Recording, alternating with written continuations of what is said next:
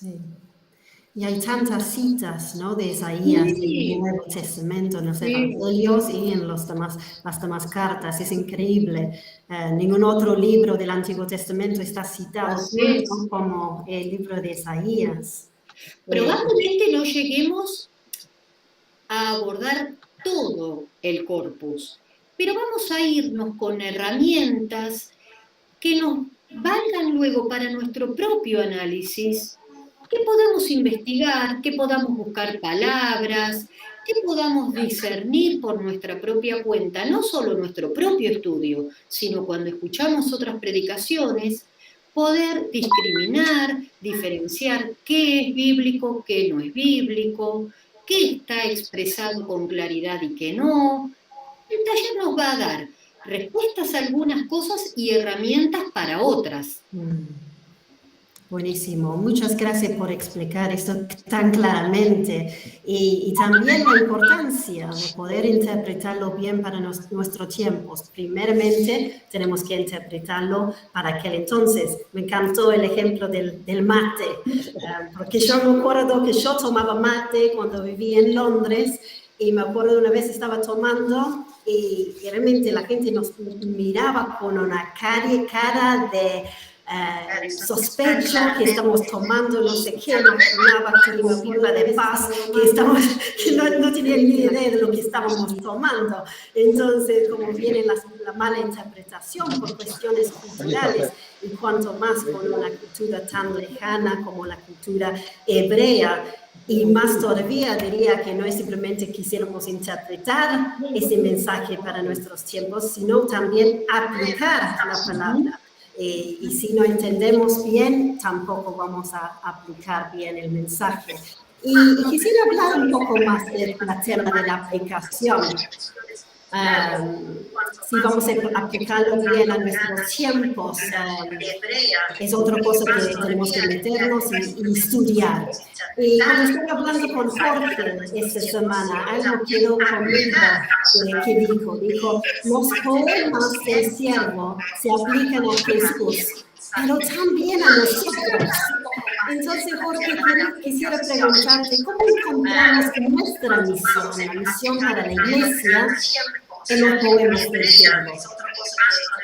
Creo que, siguiendo un poquito la línea de lo que María Silvia estaba comentando, ¿no? O sea, la lectura de todo Isaías, en realidad, es un libro que, como dicen algunos, alguna vez he leído, ¿no?, que si no tuviéramos la Biblia, el Nuevo Testamento, con el libro de Isaías podríamos conocer el plan de Dios, ¿no? Isaías es una colección de libros también dentro de la gran colección que es la Biblia. María Silvia comentaba recién las divisiones, por ejemplo, en el capítulo 40, ¿no?, ella hablaba del libro de la consolación. También tenemos el libro de Emanuel, en los capítulos 7 al 11. Los grandes temas de Isaías.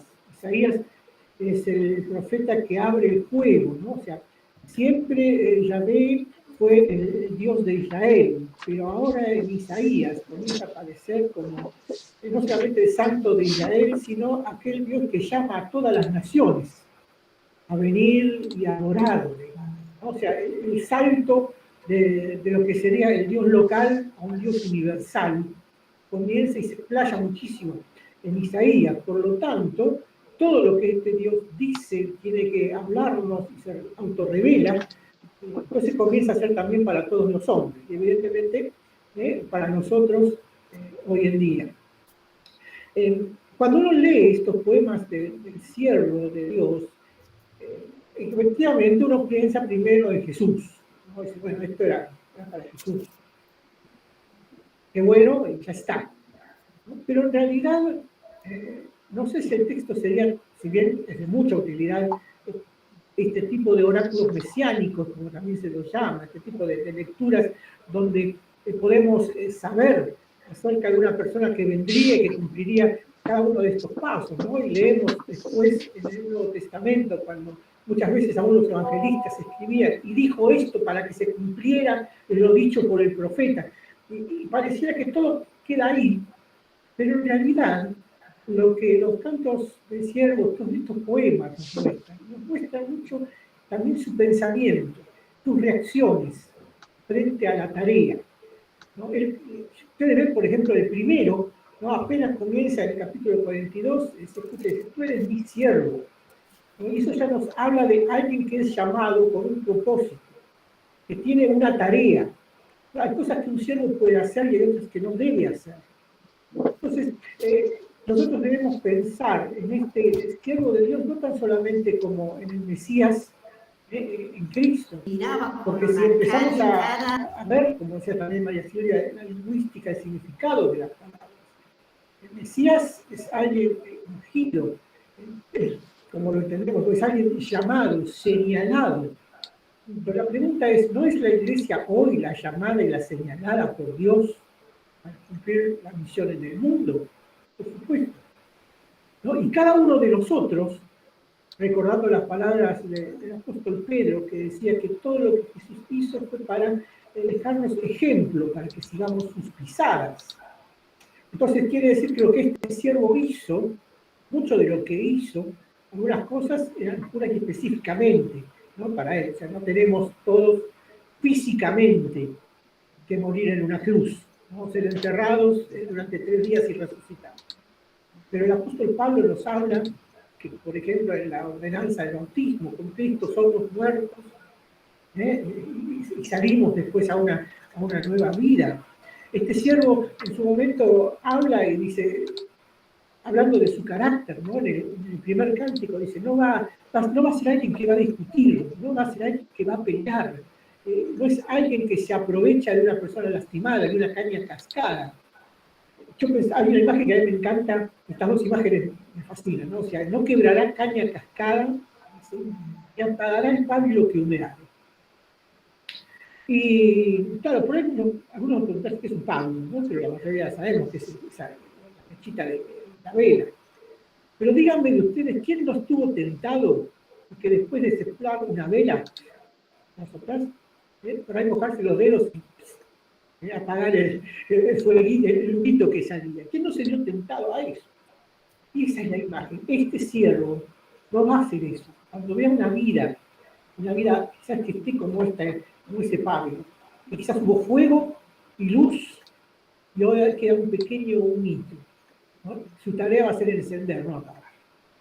Cuando vea a alguien quebrado, por una pandemia, por una enfermedad, por una crisis económica, por una crisis amorosa, emocional, espiritual, no va a terminar de quebrado, sino que es restaurar. Por eso la tarea del siervo, si bien hubo una específica y única en cuanto a la redención, en cuanto a la salvación, de llevarla, de completarla en sí mismo, nuestra tarea es hablar también de esa salvación, de esa redención que Él hizo, pero nosotros como podríamos decir, consiervos, de alguna manera, su comunidad de siervos, que es la iglesia. Ahora, la iglesia debe ser otra cosa que una comunidad sierva al mundo, una comunidad de hombres y mujeres llamados por Dios para servir. Entonces, bueno, estos poemas nos hablan de esas cosas. Gracias, Jorge. Sacar muchísimo. Sí, se trata entonces no solamente de la misión de la iglesia, sino también el carácter y la identidad que el creyente debe tener, el siervo de Dios debe tener hoy en día. Fíjate que diferentes a las imágenes que a veces se tiene hoy de un siervo de Dios, ¿no? Muchas personas ostentan, tristemente, muchas veces se ostenta este título como una jerarquía eclesial, y realmente no. Es un título honroso en el servicio. Jesús dijo, yo no vine para hacer servicio, vine para servir, ¿no? Y dar mi vida en rescate por muchos menos. Esa es nuestra tarea. Claro, realmente Jesucristo se cumplió y se identificó con el siervo de Isaías, el siervo como siervo, tal cual. Quisiera hablar de otro motivo, otro tema que vemos en los poemas, el tema de frustración. El siervo se ve frustrado al no ver frutos inmediatos. Y él dice en el capítulo 49:4, he trabajado en vano y sin provecho he consumido mis fuerzas. muchos sirviendo a Dios pueden identificarse con la frustración y aún las dudas del siervo. ¿Qué palabras o consejos nos da Isaías? Yo creo que primero iba a ser muy bueno que cada uno de ustedes el sábado que viene en el taller, cuando María Silvia llegue a ese punto, ella ayer nos comentaba mientras hablábamos, ¿no? de la importancia de ver esta frase en lo que ya entendemos el contexto, en todo el pasaje, ¿no? Porque hay algunas palabras como pero yo dije y después en realidad pasaba y hay este tipo de cosas. Pero la frustración creo que es una palabra, un sentimiento que hoy está a la orden del día. Creo que cada uno de nosotros podemos recordar grandes o pequeñas frustraciones que hemos tenido en toda la vida, pero la que presenta él es a veces esa frustración que parece llegar limitada hasta con la duda. Él comienza diciendo, sabe, el Señor me escogió, me eligió desde antes que naciera, aún estando en el vientre de mi madre, ¿no? Porque ya estaba en el vientre de su madre y era hombre, vida intrauterina, vale mucho esa vida, ¿no? Podríamos tomar también otros rumbos para pensar ahí, pero el hecho es que uno trabaja muchas veces, se ve haciendo la tarea, quizás muchos de los que estén aquí tienen años de trabajar en la iglesia, como pastores o junto con los pastores, llevando grupos de jóvenes, músicos, grupos de damas, y a veces parecía que después que haces un montón de cosas la gente no entendió nada, ¿no? A veces piensa uno, mira cómo actúa, y se empieza a deprimir, y si realmente esta mi tarea, ¿es esto lo que yo tengo que hacer? ¿No? Me llamó Dios, comienza a aparecer todo tipo de dudas. Bueno, el cielo tuvo estas cosas, ¿no? Pero también es interesante observar cómo las combatió, no solamente desde el hecho de la convicción plena y recordando su llamado, quién era que lo respalda, esa mano que le producía la sombra, ¿no? de cuidado, o esa aljaba donde era puesto para ser usado en los momentos claves. Que hay una lucha entre todo eso, creo que todos pasamos. Una lucha, una tensión entre lo que llamaríamos nuestro llamado, nuestra vocación, ¿no? y los resultados en una sociedad que estamos como la aplicación, ¿no? No es un chivo, pero pedido ya, ¿no? Te vamos a pedir, querés que ya te traigan, ¿no? Te dicen tardan 30 minutos y si tardan 31 no se preocupa. No queremos respuestas rápidas, no queremos todo momentáneo. Sin embargo, muchas cosas van a encontrar que él lo ve reflejado. Tienen su tiempo. Es más, en el último de los cánticos, en otros pasajes dice, al final verá la aflicción, el fruto de su aflicción, ¿no? Dice Isaías, verá el fruto de su aflicción y quedará satisfecho. Hay una mirada escatológica ahí, hay un tiempo, hay distancias. El sábado lo hablamos. Qué interesante, sí, es el deseo de ver resultados instantáneos. A veces es lo que trae la frustración o también el malentendimiento del concepto del éxito según el estándar del mundo y no de Dios. Exacto.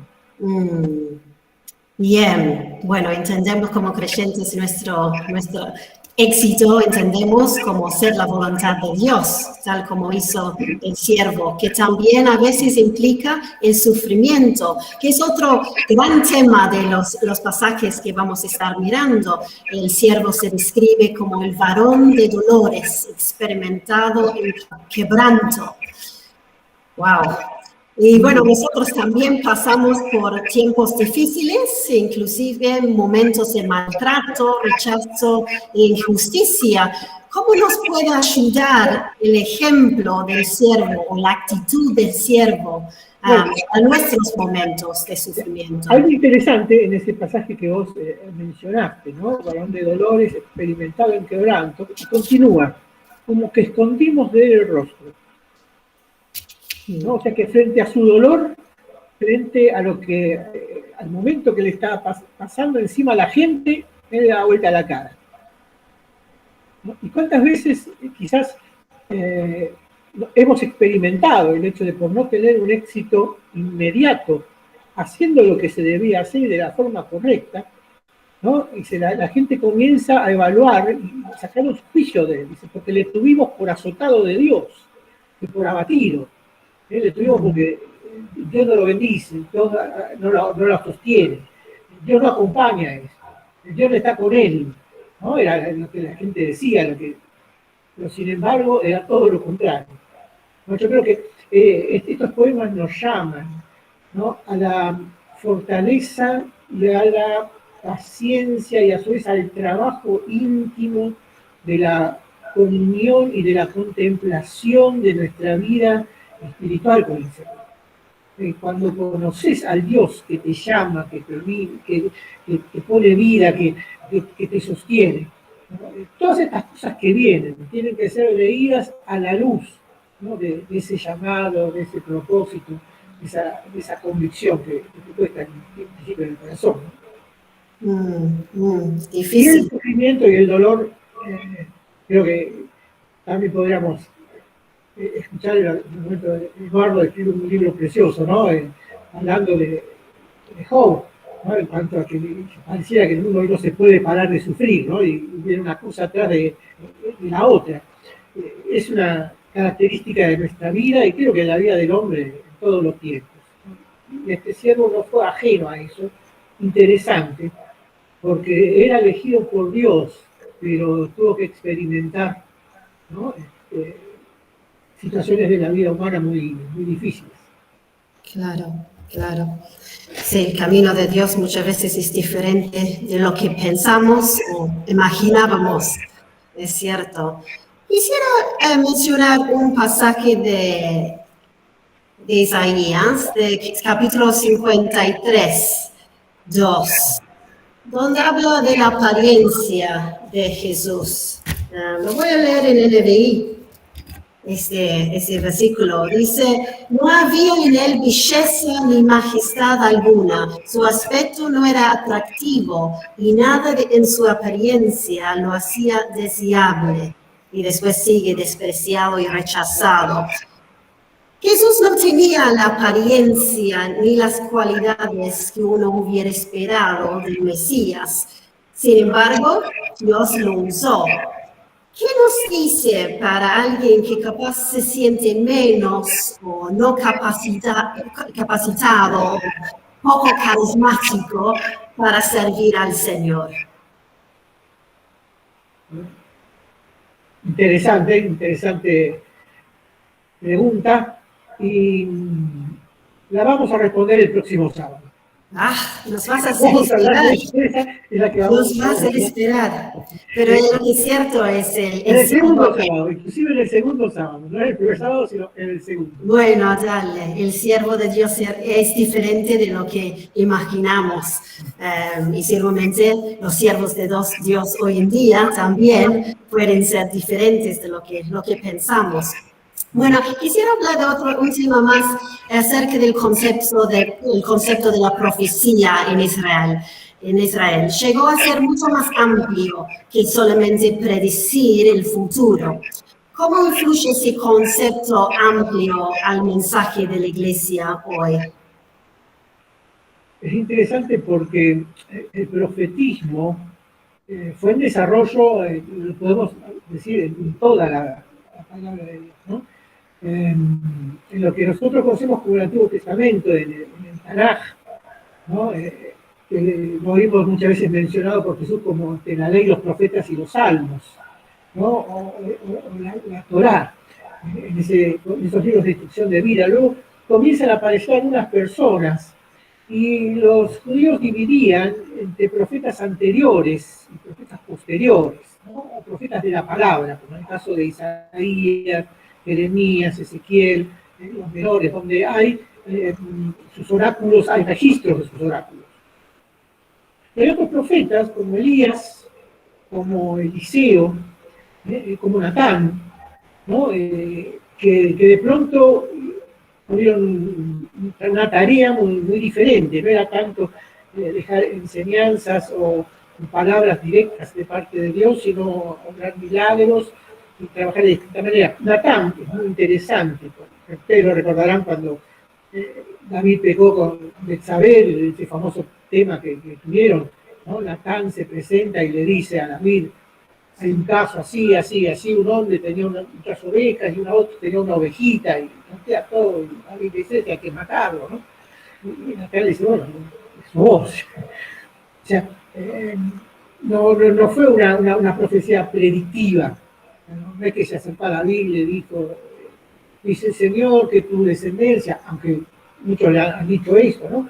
Va a venir y muchos piensan que la profecía es como el profeta era como un adivino, y no en Israel. ¿Sabes? Puede haber tenido ese tipo de características en otras comunidades, en otras culturas, pero en Israel no. Si bien, como te digo, esos profetas anteriores muchas veces eran consultados, ¿no? Iban los reyes o patriarcas o jueces a consultar a algún profeta, pero el profeta bíblico, el profeta del cual nosotros estamos refiriendo, es alguien que trae o que recibe una palabra, una visión, se encuentra frente a una teofanía, una manifestación de Dios con un mensaje que puede tener, sí, cumplimiento en el final de la historia, pero que siempre también tiene una aplicación para hoy.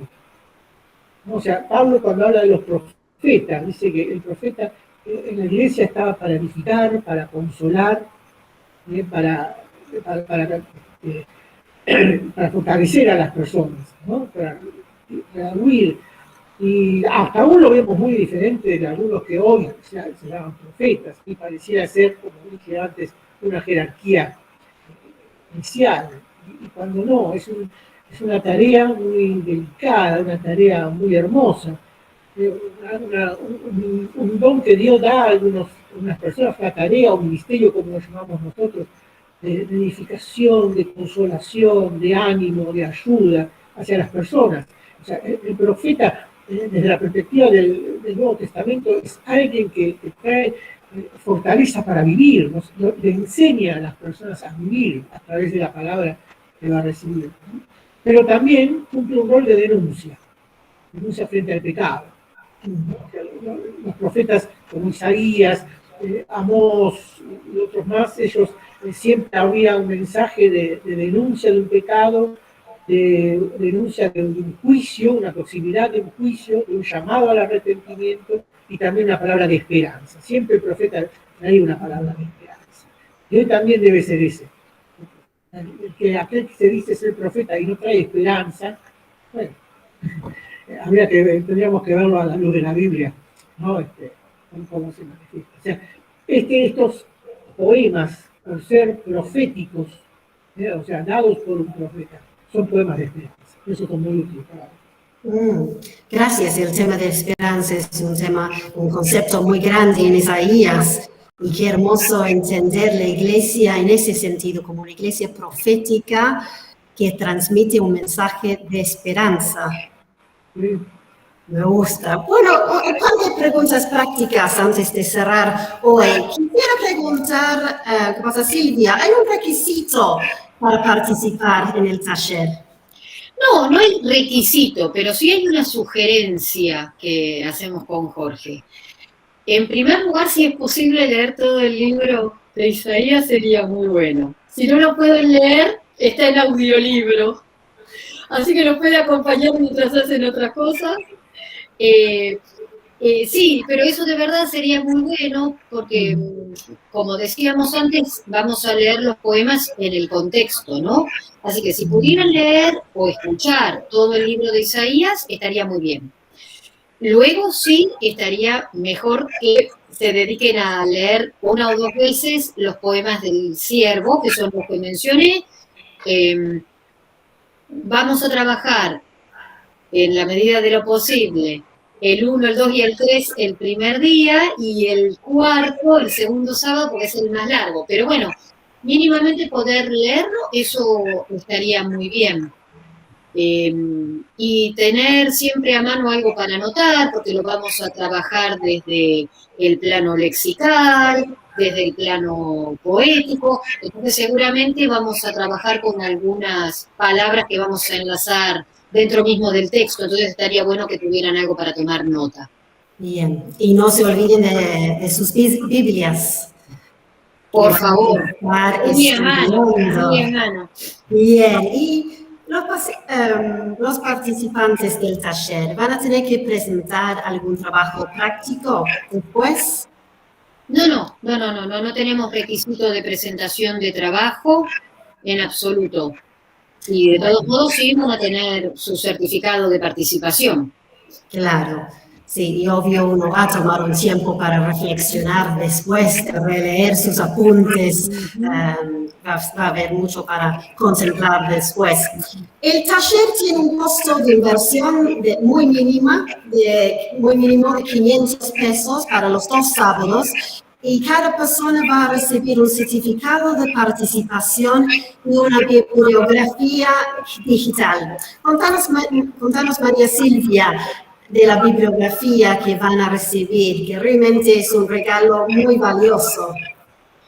Sí, la idea de hacer este trabajo de exégesis es dar primero respuesta a algunos conflictos o interrogantes que nos plantea el texto isaiano, pero también dejar herramientas para que después cada uno pueda hacer su propio trabajo, empezando con alguna bibliografía básica. Entonces, voy a dejar para subir después a nuestra página, eso después seguramente se encargará Sergio, 3 libros digitalizados, uno específicamente sobre profetismo y el libro de Isaías, otro sobre el segundo Isaías con un apartado específico sobre vocabulario del profeta en español. Ahí no está nada en hebreo, pero les puede abrir un poquito el panorama sobre el lenguaje isaiano. Y otro texto que me parece que va a ser muy útil para abordar muchos libros del Antiguo Testamento, es un librito de un italiano que se llama Más allá de la Biblia. Es un historiador que se dedica específicamente a la historia de los periodos bíblicos y es un libro muy llevadero, muy bien documentado, que les puede servir no solo para este estudio, sino para un montón de otros que hagan en el futuro, personales o con nosotros en los talleres. Excelente. Entonces, 3 libros. 3 libros. Van a recibir en formato PDF. Sí. Después del primer taller o el primer sábado o el segundo sábado. Bueno, espero que hayan disfrutado esta charla. No se olviden de inscribirse, se pueden hacerlo a través de la página web, que es redt.com.ar, y realmente va a ser un taller fascinante y muy útil para nuestro conocimiento de Dios y para nuestro servicio también de Él. Muchas gracias por su tiempo. No sé si alguien más del grupo de Red querían agregar algo. Si no, podemos estar terminando nuestra charla de hoy. Muchas gracias por su tiempo. Gracias, María Silvia, y gracias, Jorge. Nos vemos el sábado.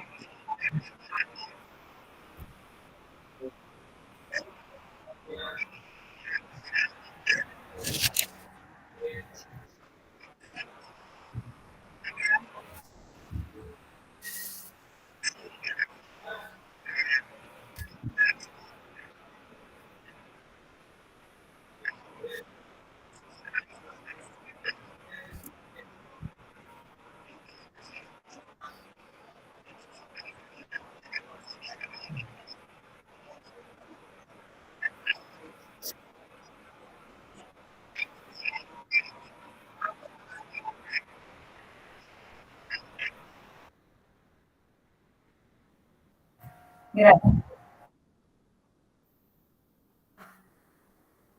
Buenísimo. Yo estoy poniendo en el chat nuevamente los pasajes donde los 4 poemas se encuentran. Así, si alguien quisiera anotarlos para poder leerlos y estudiarlos un poco antes del taller, eso sería bueno. ¿Alguna pregunta más?